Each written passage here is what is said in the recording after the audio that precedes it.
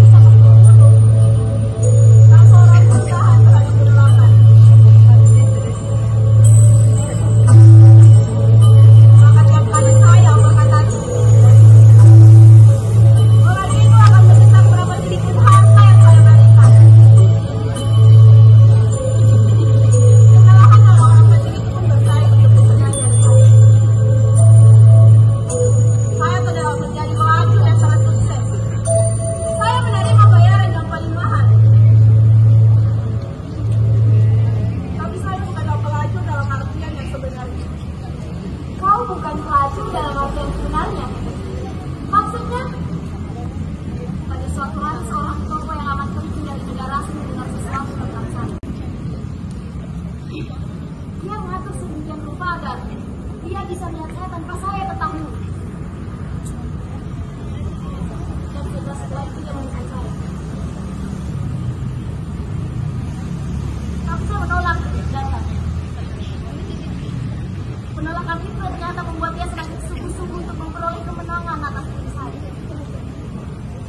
Setiap hari dia akan mengirim seorang petugas kepolisian dan setiap kali orang itu akan mencoba cara-cara pendekatan yang berbeda. Tetapi saya meneruskan penolakan saya. Suatu ketika dia menawar saya uang, tapi di lain kesempatan dia mengancam saya dengan penjara. Bukankah kita seorang pelacur? Ya, kita semua adalah pelacur yang menjual diri dengan berbagai macam nama dan harga. Bagaimana seorang pengacara dan mendapat kekayaan sosial? Saya tidak tahu apa itu patriotisme. Bahwa negeri saya bukan saja tidak memberi apa-apa, tetapi juga telah mengambil segalanya yang seyogianya saya miliki, termasuk kehormatan dan martabat saya. Tapi perintah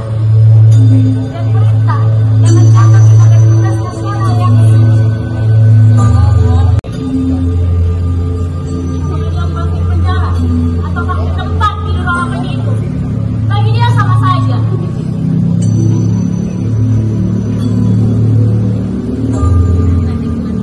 Bagaimana terkait tugas nasional? Seorang pelacur dapat diberikan penghormatan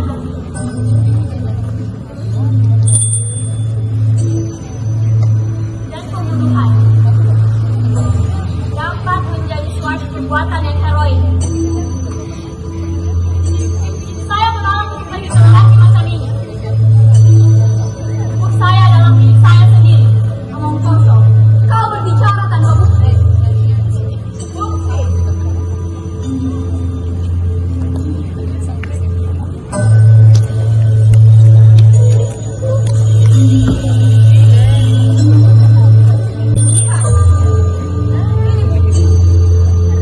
Lalu kenapa bisa menurunnya? Suatu hari pada sebuah jam makan seorang lelaki memaksa saya. Dia bersedia membayar berapapun tinggi harga saya.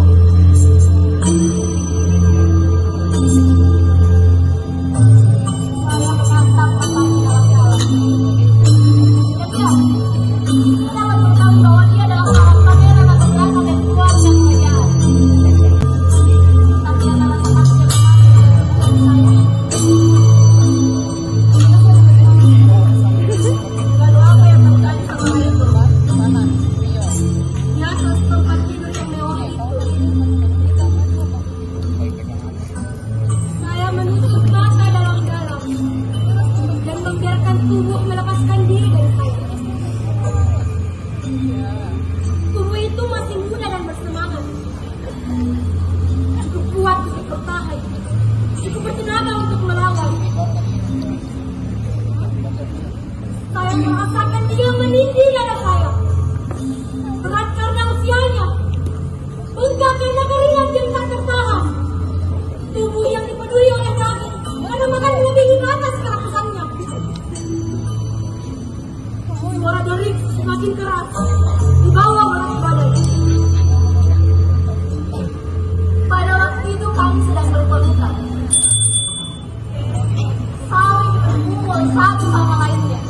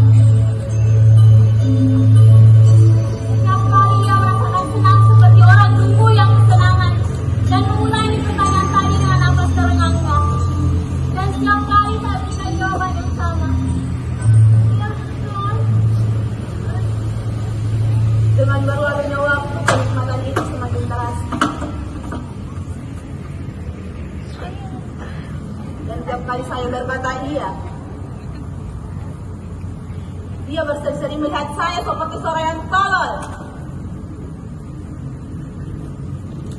Dan pada saat itu saya sudah tidak tahan lagi.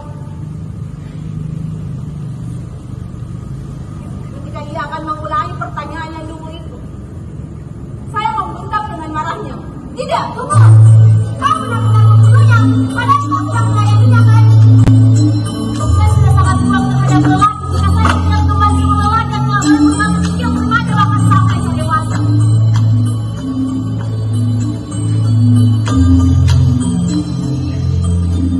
Saya merasa marah kepada saat itu.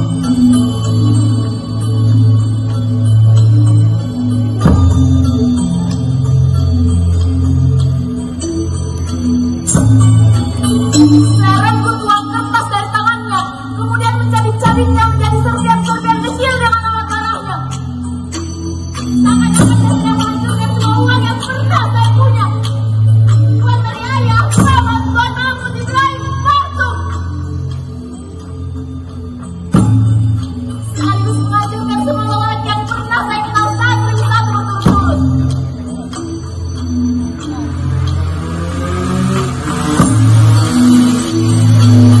Memastikan tidak ada satu bekas peninggalan mereka yang tersisa. Saya tetap tidak percaya. Hei! Sesungguhnya!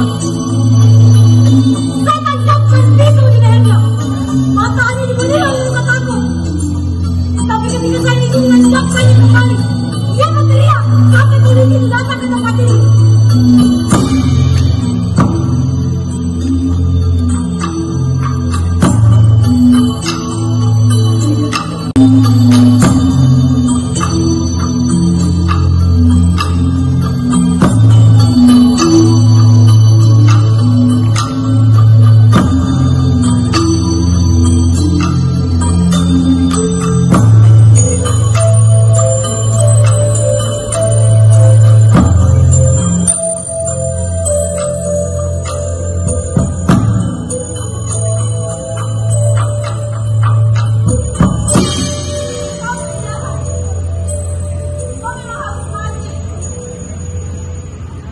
Setiap orang harus mati.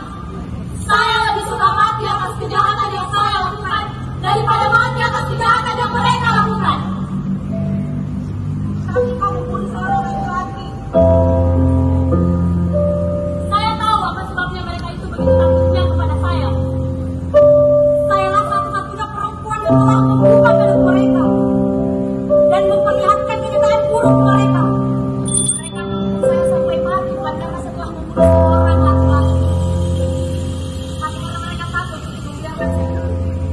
Mereka tahu bahwa selama saya masih hidup, mereka tidak akan aman, bahwa saya akan membunuh mereka.